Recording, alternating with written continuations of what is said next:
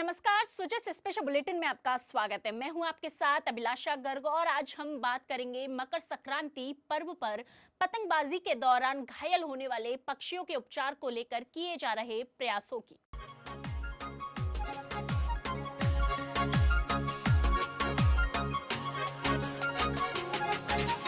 पतंग उड़ा रे छोरा पतंग उड़ा हिवड़ा पर मत तीर चला। पतंग उड़ा रे छोरा पतंग उड़ा हिवड़ा पर मत तीर चला। हिवड़ा पर मत तीर चला। पेज लड़ाए गोरी पेज लड़ा बन चढ़ के ना बात बना। पेज लड़ाए गोरी पेज लड़ा बन चढ़ के ना बात बना।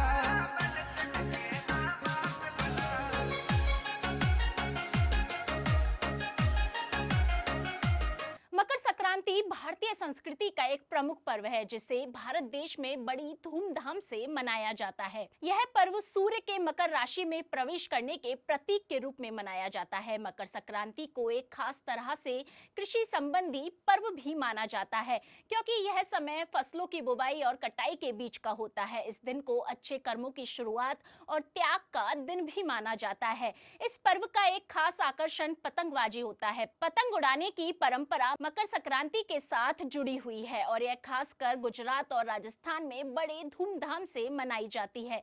पतंग उत्सव न केवल बच्चों के लिए एक खेल है बल्कि यह बड़ों के बीच भी एक सामाजिक आयोजन बन जाता है।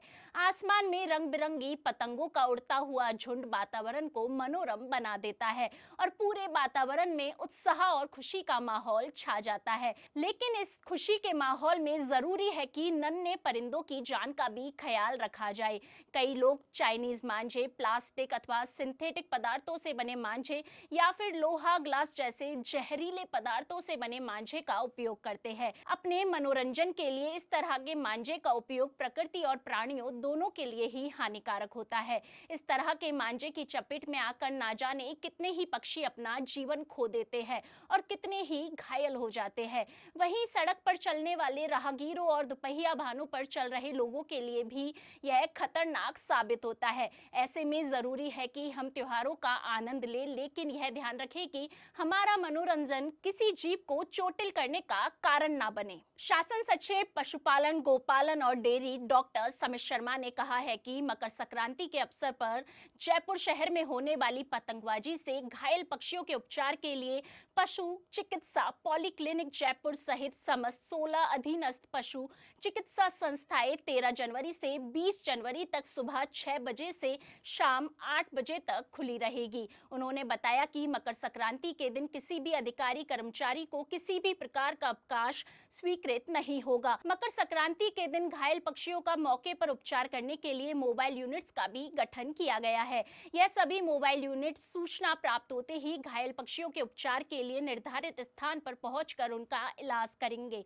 इस संबंध में आदेश जारी कर दिए गए हैं। बता दें कि 532 स्थित पशु चिकित्सा पॉलीक्लिनिक जयपुर को कंट्रोल रूम बनाया गया है, जहां लैंडलाइन नंबर 0141237237 पर तथा डॉक्टर जितेंद्र राजौरिया से 9414228901 पर संपर्क किया जा सकता है। पशु चिकित्सा पॉलीक्लिनिक जयपुर के अंतर्गत घायल पक्षियों का मौके पर उपचार के लिए मोबाइल यूनिट का भी गठन किया गया है। इस मोबाइल यूनिट के लिए डॉक्टर जितेंद्र राजौरिया से संपर्क किया जा सकता है। डॉक्टर शर्मा ने बताया कि मकर संक्रांति के अवसर पर घायल परिंदों को बचाने के लिए सभी को मिलकर प्रयास करने चाहिए। उन्होंने कहा कि परिंदों के आसमान में उड़ने की आजादी में हमें बाधक नहीं बनना चाहिए क्योंकि आसमान में उड़ने का पहला अधिकार परिंदों का है। उन्होंने शहरवासियों से अपील की है कि पक्षियों के उड़ने के पीक आवर्स सुबह 6 से 8 बजे और शाम 5 से 7 बजे के बीच पतंगबाजी ना करें और चाइनीज मांझे का भी उपयोग ना करें। मकर संक्रांति का त्यौहार है, बहुत महत्वपूर्ण त्यौहार है और सभी लोग इसको हम हर्षोल्लास से मनाते हैं। जयपुर और कुछ ज़िले ऐसे हैं जहाँ पे पतंगबाजी बहुत ज़्यादा होती है और उस समय हमें देखना है कि जो हमारा त्यौहार है वो किसी के लिए कोई काल ना बन जाए, किसी के लिए दुर्घटना का कारण ना बन जाए। अभी कुछ वर्षों में जो चाइनीज़ मांझे का उपयोग, नायलॉन के धागे का उपयोग या लोहे से या कांच के टुकड़ों से लेप किया हुआ जो मांझा है उसका उपयोग बहुत ज़्यादा बढ़ गया है और वो मनुष्य के लिए और पक्षियों के लिए विशेषकर बहुत घातक हो रहा है। और उससे पक्षी जो हैं उड़ते हैं, उस समय उनकी गर्दन कई बार कट जाती है, पंख कट जाते हैं। कई बार जो लोग ट्रैवल कर रहे होते हैं, स्पेशली जो पैदल जा रहे हैं या जो दोपहिया वाहन चालक हैं, उनके भी इस तरह से गर्दन पे या नाक कटने पे या मुंह पे कट लगने की घटनाएं होती हैं।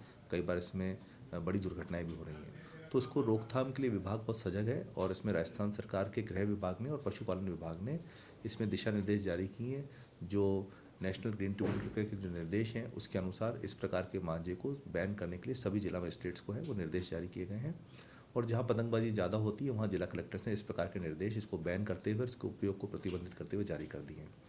ये कानूनी कार्रवाई है और इसके तहत अगर कोई व्यक्ति दोषी पाया जाता है तो उसमें जो पशुओं के लिए क्रूरता का निवारण अधिनियम है, भारतीय न्याय संहिता है और जो पर्यावरण अधिनियम है उसके तहत इसमें दंडनीय कार्रवाई भी हो सकती है। इसके अलावा हम लोग ये भी प्रयास करें कि इसके बारे में ज़्यादा से ज़्यादा जागरूकता उत्पन्न करें, लोगों को वैसे ही समझाएं कि ऐसी स्थिति क्यों आए कि उनके खिलाफ़ कोई कानूनी कार्रवाई करें।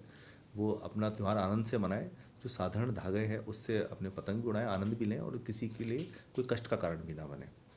और मैं अपील करता हूँ सभी से जो पतंग उड़ाने वाले हैं कि भाई सुबह 6 से 8 का जो समय होता है और शाम को 5 से 7 जो पक्षियों का घर लौटने का समय होता है वो समय बहुत महत्वपूर्ण है। कम से कम उस समय अगर पतंग उड़ाने से बच सकते हैं तो पक्षियों के लिए बहुत बड़ी सहायता होगी। फिर भी यदि कहीं कोई पक्षी घायल हो जाते हैं तो उनके लिए अनेक NGOs हैं वो विभाग को सहयोग करते हैं। उन्होंने खुद अपने स्तर पे आगे आकर इस तरह कैंप्स आयोजित करते हैं जिसमें घायल पक्षी हैं उनका इलाज कर सकें। विभाग के द्वारा भी जयपुर में जो 16 पशु चिकित्सालय हैं वहाँ पे विशेष इंतजाम किए गए हैं। एक कंट्रोल रूम भी इसमें बनाया गया है, उसका नंबर मैं बताता हूँ आपको 01412373237 373237 इसका नंबर है। तो वहाँ पे आप संपर्क कर सकते हैं।